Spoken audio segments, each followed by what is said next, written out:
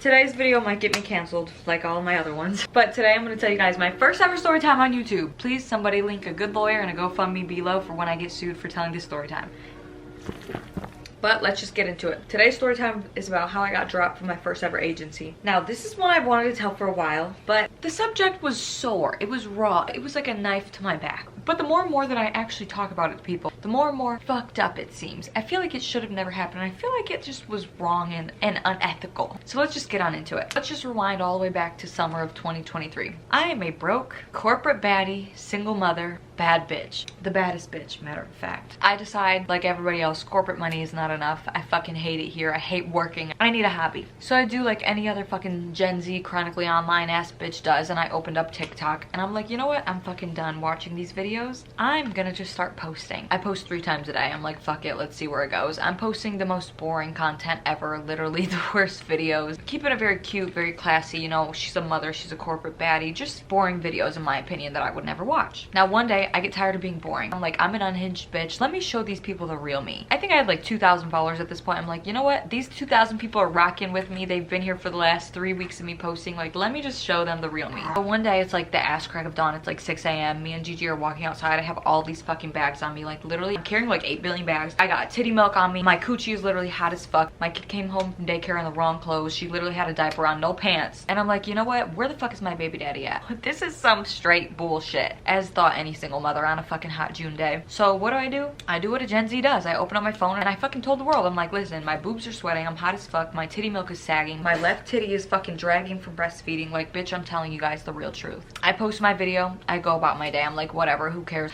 My 2,000 followers are gonna have a field day with this one. Bitch, when I tell you I get to work, I open up TikTok and in that hour, it had like 500,000 views. I'm like, I will never forget the excitement that I felt. I was like, wait, I just posted something that was organically me and people are eating this shit up. My phone has never blown up like that before. But I'm at work and coworkers are coming up to me saying that I'm TikTok famous and that I'm gaining a following, and I'm like, what is going on? I will never forget that feeling of just like going viral for doing something that I love, talking shit at that. So from that day on, I did what anybody with a fucking brain does. I posted the same exact content. Every single day, I got ready. I had all my 18 million bags and I posted that shit. And people were eating that shit up. Obviously I knew like anybody else how much money you could make like being a social media influencer or whatever, but I never thought that I would make it that far. So I was just being me and it felt so good to be me and have a community behind me as a single mother who had no money, no nothing. I felt like I had struck gold with this. It was a time to be alive. Fast forward, my phones are blowing up. At this point I can't have notifications on because literally my phone wouldn't even work if I had notifications on. I was having all of these people reach out to me through email wanting to collab and they're like, what are your rates? What are your rates? What are your rates? I'm like, girl, what are my rates? I don't know what I'm charging. I think I had like 100,000 followers at the time. I had no clue what to charge. So I wasn't responding back to any emails. Then I went on Instagram one day and I saw somebody with a blue check kept on commenting on all my videos. I'm like, who on earth is this? They were just saying like, oh my gosh, we're obsessed with you already. I don't want to like throw anybody under the bus and like name drop because they're not like shitty people. But if they were, now I'd be name dropping, but they're not. They're actually good people. A big person of their company was actually reaching out to me through the actual page and then also on her personal page saying like, oh my God, I'm obsessed with you. I never work on Saturdays and Sundays, but like I want to sign you so bad. Like that was basically what she said. So I'm like, okay, cool, like whatever. I checked out their Instagram. The only red flag that I would say was like, it was so aesthetic on their Instagram. I'm like, okay, this, I don't know if this would be a good fit because I'm not an aesthetic ass person. Like I'm going viral right now for telling a story time about being the 7th baby mom. Like I'm not aesthetic. What could they want to do with me? So I'm like, okay, whatever, like let me just give it a shot, see how it goes. They sent over like this whole thing about their brand and I sent over my analytics and they basically said that they wanted to sign me, that I should be charging like $7,000 for a TikTok. And I'm like, what do you mean $7,000 for a TikTok? I have 100,000 followers, $7,000. Like, what do you mean by that? At this point, I'm like desperate. I'm like, I don't give a fuck. I'm a single mom. My titties are fucking sweating. My back hurts from carrying all these bags. $7,000 for a TikTok. Sign me the fuck up. But let me backtrack a little bit. Before I signed with them, I had this big meeting with it. Felt like everybody in the company, like I've never had a meeting this big. There was like 20 plus people on this Zoom call and they let me know like, hey,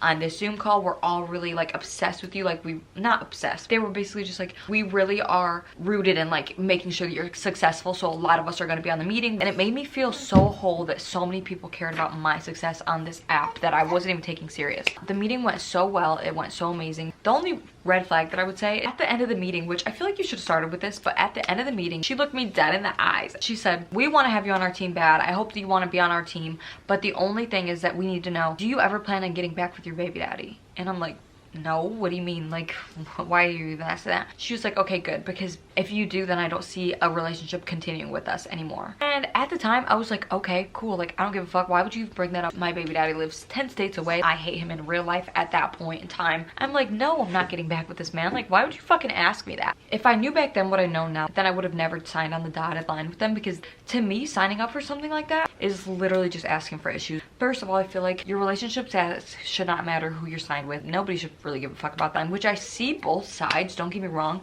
It was just kind of like a weird question to me, and it always didn't sit right with me, but of course back then I didn't think that I would ever get back with him, so I just signed. Obviously said no to the question, and I went ahead and I moved forward with them. My only thing was, before moving forward with them, I asked this directly to the main person of this agency. I told him straight up. I said, I love your Instagram. It's so slay. It's so beautiful. Everybody on your roster are these beautiful women. I just don't think that I fit in, and I don't want to have to change my content or tailor my content around being aesthetically pleasing and trying to fit my square life into your circle. And she was like, no, Morgan, we love you for you. We love your content. We think that brands would love your content. We think that brands are moving more towards your content versus the aesthetically pleasing content. And she really made me feel like that was the way that it was. So I trusted her full-heartedly, bitch. Signed my name on the dotted line, bitch. My full name. I didn't even put my initials, bitch. I put my full name. Anyways, fast forward, I think I got my first brand deal maybe like a month and a half into being signed with them, so it was amazing. They negotiated everything for me. They paid me on time. I had no issues. Still to this day, I love my managers that I had down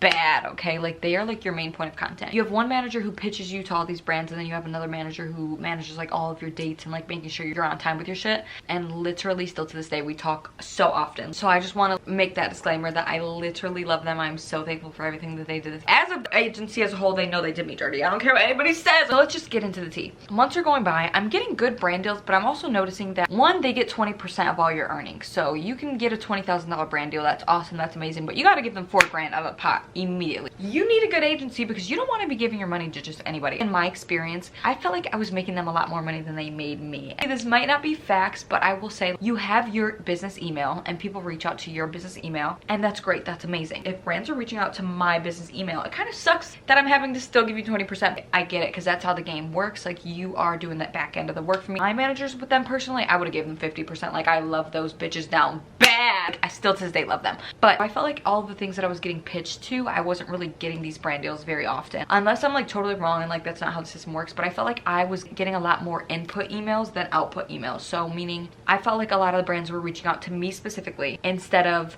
brands reaching out to their roster and being like, hey, what girl do you have on your roster to do this brand deal? We want X, Y, and Z. I felt like I never fit the boxes of like people who got their brand deals, if that makes sense. And honestly, that's no issue because at the end of the day, I was still making bank. It's just an observation. My biggest thing though, I'm gonna name drop a little bit here. So when I went viral, I had Kaylin Lowry reach out to me wanting me to be on her podcast, Baby Mama's No Drama. When she DM'd me, I was like, oh bitch, like immediately, I'm coming on. Do you need me to catch a flight like tomorrow? Because bitch, I'll be there. I love her down bad. We're mutuals on everything. I really liked her. So I went to my managers and I'm like, oh my God, like guess who asked me to be on their podcast? Like bitch, I'm famous. And when I tell you, they looked at me like, oh bitch, you thought you were going on Kale's podcast, like that's cute. And I'm not trying to bring Kale down because like I think that it was low-key like bullshit the way that they were talking about her, but I'm just playing the game like, oh, so we don't like Kaylin. Okay, I'm hopping on the board. I'm like, okay, I don't want to piss these people off, okay? I want you to make new money, so if we hate Kaylin, we hate her. And this sounds so bad because I'm not like that, but like you want to impress these people because they're making you money essentially. It's like you're impressing your boss at work. You want to impress them. So my managers are like, we're gonna go talk to PR about Kale's podcast and then we'll get back to you. I'm like, okay, cool. I'm thinking like it's gonna be a 24-hour turnaround. Bitch, I hadn't heard from them for like, I feel like a week and a half, like 2 weeks, 3 weeks, like a month goes by. And finally they're like, you know, Kaylin's podcast, like she's messy. I can't make this up. I don't want Kaylin to like see this and like think that she's like a bad person, because they weren't saying that, but they were like, you know, she's kind of messy. Like I don't think you should be on anybody messy's podcast. I feel like we could pitch you to other podcasts. Bitch, wait till you hear who else's podcast they want to pitch you to.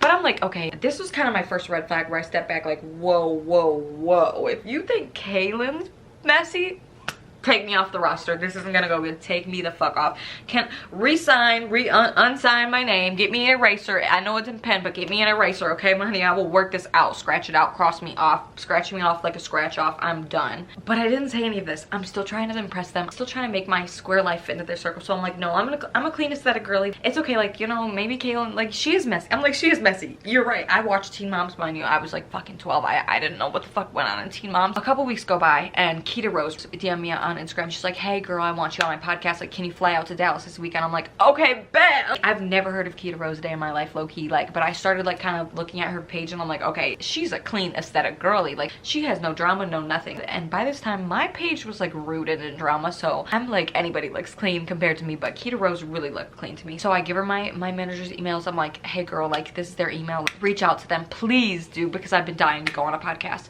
Girl, rejection. They told me no. They basically said that her podcast was too new, too fresh. They didn't know anything about it, and like, that was the end of that. They just shut it down. And I was like, okay, rejection. And I want to disclaim that even if your manager does tell you no, you can still go on these podcasts and you can still go do these opportunities and all that. But the thing is, when you're so new to this, you want to listen to people because you think that they have this talent on their roster and you want to be a part of that, and you think that you need to follow every single thing that they do. So I'm feeling kind of like depressed and down sad. So I'm like, this is just so weird, but I kind of shook it off. I never told anybody about it and I just kept on going. A couple weeks later, Kaylin DMs me and she's like, hey girl, I just wanted to let you know that a lot of people don't come on podcasts because their management that might tell them no, whatever the case may be. So I think I left her on red. I'm not even gonna lie. I left her on red because I was so scared to like go behind their back. I didn't want to like piss my managers off. I didn't want to make anybody mad. I just didn't want to make the agency look bad and like be messy and tell her like, oh my god, well the agency said you're messy, but you know what I'm saying? Like, I didn't want to be that person, okay? So I left her on red. I left the podcast alone. And finally they come back. They're like, hey girl, guess whose podcast we're gonna pitch you to? I'm like, open ears, like, who, bitch? Like, whose podcast am I about to go on? Girl, she had me thinking, I'm thinking like, oh my god, I'm so excited, maybe I'm going on Kiki Palm. Like, I'm like, who am I going on? She goes, girl, Bobby.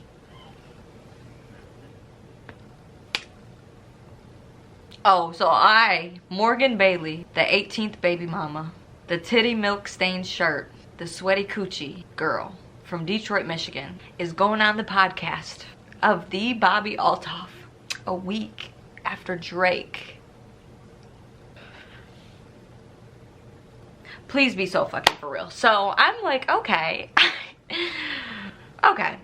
Okay, they know something. I'm like, at this point, I'm hopeless. I'm like, you know what? They know what I don't know. I'm going on Bobby's podcast. I'm like manifesting it at this point. I'm like, me and Bobby are mutuals. I think it would be an amazing podcast, but like, she'd be a dumbass bitch to have me on there. Anybody with common sense could tell you that Morgan Bailey is not going on the podcast after this bitch had Drake on there. Like, be fucking for real. Like I said, no shade, no tea to the agency, because like, that's reaching high. Okay, that's the expectations that I need, but also let's bring it down, honey. Let's be realistic. You know what I'm saying? Like, let's get me on somebody else first. So she was like, we also reach out to like Carisha Please, and I think maybe Kiki Palmer and like all these other people. Never heard back from them. I don't even know if they ever pitched me to them or if they were just like blowing smoke up my ass, but I never went on any podcasts, long story short. So this was kind of around the time where I started to peep, okay, maybe I made a wrong decision because this is kind of awkward. And I really started to beat myself up. I felt like I wasn't aesthetic enough. I felt like I wasn't pretty enough. I wasn't like the it girl enough. Bitch, I was a Tana Mojo swimming in a world of Alex Earls. And I knew that this is not what I wanted for myself. I almost gave up on social media at this time. I'm like, this is just bad. And rewind back to like, even like questions that I would ask, it would take weeks to get a response. Like, I had asked them, hey guys, like, do you guys have a team that could help me with my merch? And they would be like, yes, we got you, like, amazing, like, we're gonna help you with that. And then it would be weeks that go by. My supporters on my app were begging for merch, and I'm like, oh my gosh, what do I do? Because I don't know how to make merch. I ended up doing my merch completely by myself. Like, at that point, I was like, let me not let these people who are supporting me down. Like, let me just start being me. Fast forward.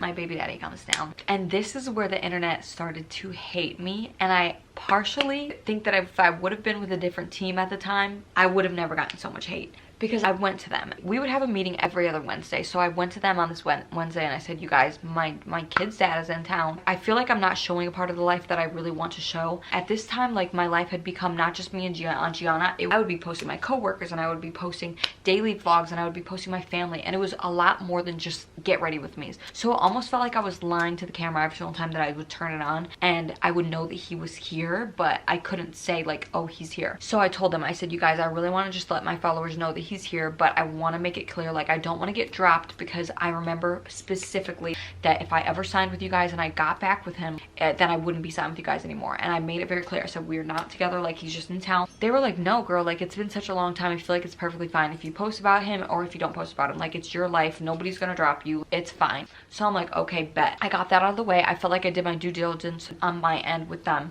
So then, girl, I get in line and I post the famous random man from Atlanta.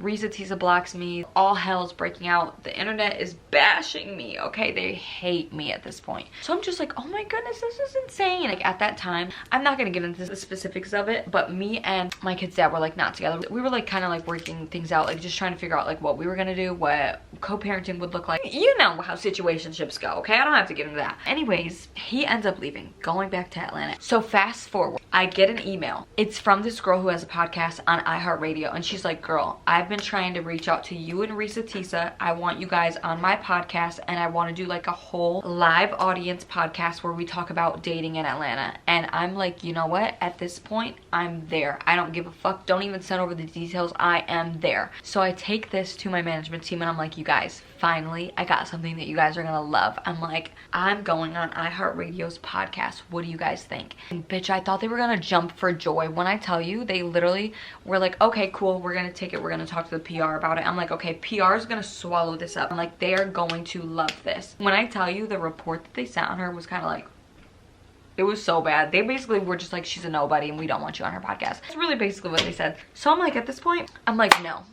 I'm like, I'm not doing this. You guys have told me no to everything. You guys have told me no to Kale Lowry, Love and Hip Hop Atlanta producers. You guys have told me no to the Netflix producers. You guys have told me no to Keita Rose. And you think Bobby's gonna say yes? I'm like, no, I'm going on this podcast. So what do? I get my happy ass in the car and I drive my ass 12 hours down the road for a podcast, a 40-minute podcast.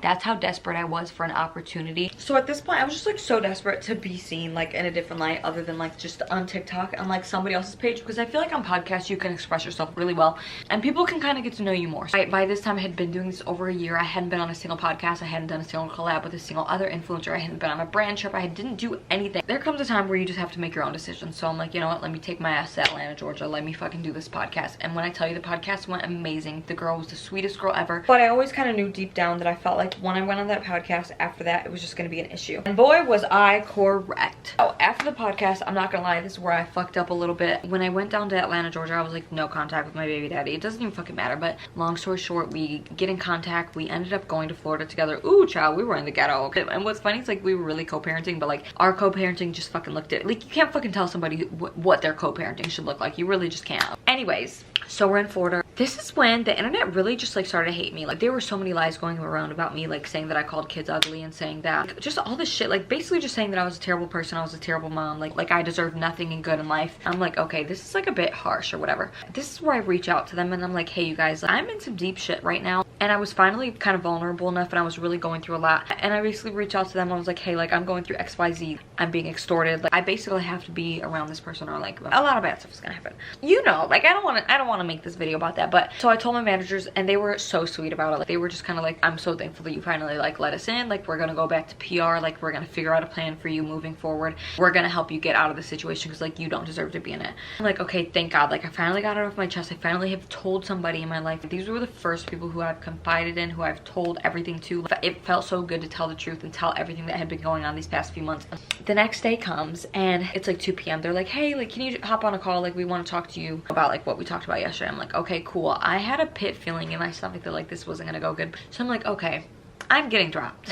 Well, I joined the meeting and I'm pretty sure that me and my managers like cried together, like low-key. They were so kind. They were just like, I want to make this very clear that like this is not our decision. You really need us like more than ever right now. And like I'm so surprised that the agency is making this decision, but they've made the decision to part ways with you. And I just started bawling my eyes out because I'm like, this decision alone created months of unhealthy feelings, and it really just isolated me because I was really like, okay, like if this is what happens when you open up and tell people what you're going through, then I'm never doing it again. I was really embarrassed at first. I was just like, you know what, let me just take some time off social media. I almost felt like I was back in corporate America because like the next day the higher ups were messaging me like, hey girl, can you take our email out of your bio? They weren't even like asking like, hey like bitch, like are you okay? And I always just think like if I was in that position and I had talent on my agency who I've built a relationship with, they've made me money, I've made them money, I would have at least kind of sent out like, we can't do anything to help you, like it's not a good look for us, but here are some resources that could help you.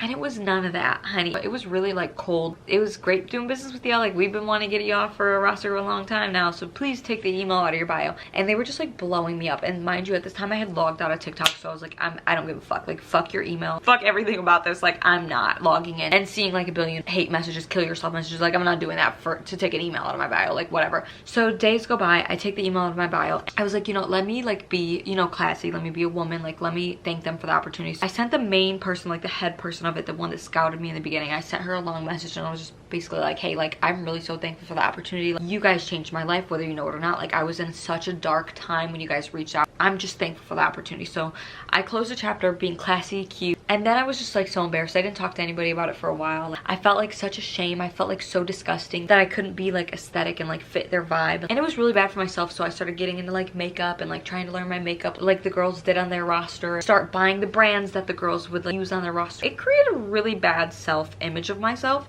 that I had to work really fucking hard to really get out of. So finally I ended up telling my friends and my family, and then it wasn't until recently where people were like, yeah, that was a fucked up move on their end, especially because at that time like nobody was posting like receipts about me saying anything like this. It was literally all just like alleged, saying that I was a bad person. I say all of this to say, if you're not an aesthetic bitch like me, just fucking keep doing you, because trying to be aesthetic did not fucking pay off for me at all. And now I'm with a new agency. I'm not fucking being aesthetic for anybody else at this point. I'm just gonna do me and see where the fuck it gets me in life, because yeah, the aesthetic route did not fucking work out for me at all. I've been kicked out of a lot cooler places, so fuck it. It happens to the best of us. Maybe next I'll do a story time about how I lost a $50,000 brand deal off of lies on the internet about me. Get this to 500,000 views and I'll do that story time. And at this point, spam Bobby. Maybe she'll throw me a pity invite onto her podcast. And maybe I'll go on Kale's podcast now that I got this off my chest and we can bond over being hated. And I almost forgot to say, I want to hear you guys' thoughts. Do you guys think that I should have gotten kicked out, or do you guys think that they should have had like proof and like receipts of me being like a terrible person? Or do you guys think that